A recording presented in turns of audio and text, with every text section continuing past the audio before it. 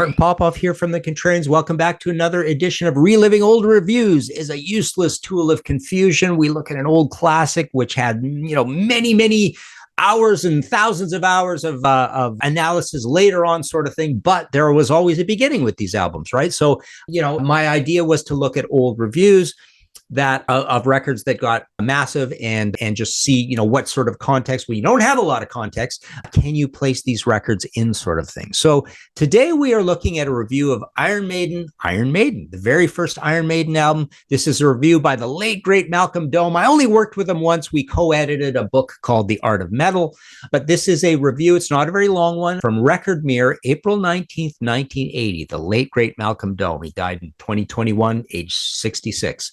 Yeah, absolute legend in our business. Let's see what he has to say about Iron Maiden, and we shall discuss along the way, maybe a little more at the end.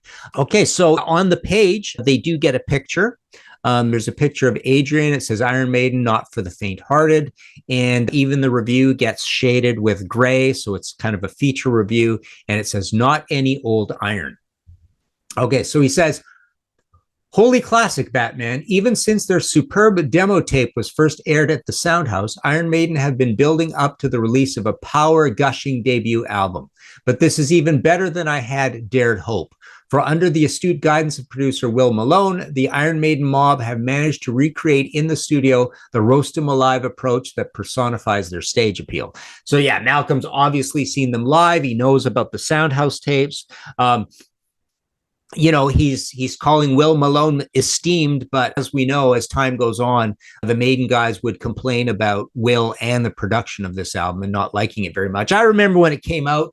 Yeah, sure. It was a little scrappy. It was a little thin compared to many albums. It was part of its charm. Things would change big time for the next record, and especially into something like Peace of Mind, where they really got their own production sound. And, On Through the Night was a better produced album. Maybe even Angel Witch was a better produced album. But I don't remember it really hindering things very much. But Malcolm obviously isn't noticing anything particularly wrong with it either. This is no LP for the faint-hearted or mild-mannered. Indeed, the first track, Prowler, is going to separate the real HM followers from those who just pay fashionable attention to the genre, because it is a mighty sonic reducer with no quarter given or asked. If you survive into Remember Tomorrow, then the rest is pure rock and roll hedonism. Remember Tomorrow itself is a number with great depth of feeling and has particular links with vocalist Paul Di'Anno, based on a personal experience as he rolls out the tortured lyrics with a genuine passion. Running Free is Maiden's chart single, but this version is far fuller and meatier, while Phantom of the Opera is everything a track with that title should be. So it's funny. There's a little bit of a 70s vibe here, where a review tends to want to mention the ballad and say that it's kind of deeper and more, passion filled and all this sort of stuff, but not come out and call it the ballad kind of thing. So it's interesting that he mentions that and he puts it aside, but we don't exactly know that it's the quietest song on the album, sort of thing. And then, Running Free in a different version kind of thing, kind of cool, that he's mentioning. Flip Over the Record and Stand Well Back for Transylvania, a marauding skull shaker, quite capable of stopping any vampire at 100 paces. This segues neatly into Strange World, which has Maiden easing off the gas and proving they can provide a velvet glove touch. That's true. There are two quieter songs on here, right? Maiden are the undisputed kings of the new generation of metallic mavericks. 40 minutes of blistering fury just can't be wrong. So what I also like about this review is the new wave of British heavy metal is so new that he is acting and, truly, sensibly, he's quite surprised at how heavy this band is, but he hasn't quite come to terms with being able to articulate it or say that there is a movement going until we get to the very last sentence/paragraph here, when he says, are the undisputed kings of the new generation of metallic mavericks, right?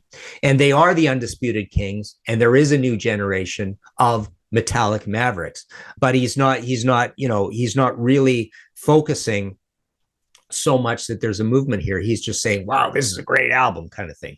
So yeah, cool, short review, obviously getting it right because he's Malcolm Dome. This was in Record Mirror. There you go. Another edition of Reliving Old Reviews is a useless tool of confusion, short but sweet. Like and subscribe, all that cool stuff. Like I say, I've got an Iron Maiden book out right now, album by album, and I got another massive one coming out next year. And Contrarians, we've got merch, we've got Patreon. When you join our Patreon, that allows you into picking, suggesting ideas for panels and then being on those panels, which is kind of cool. All you got to do is be a Patreon. So check that out. No minimum kind of thing. It's just it's a pretty low amount, gets you into those panels. We've got made a lot of great friends through those panels. I think they're some of our greatest episodes. So there you go. Go listen to some Maiden.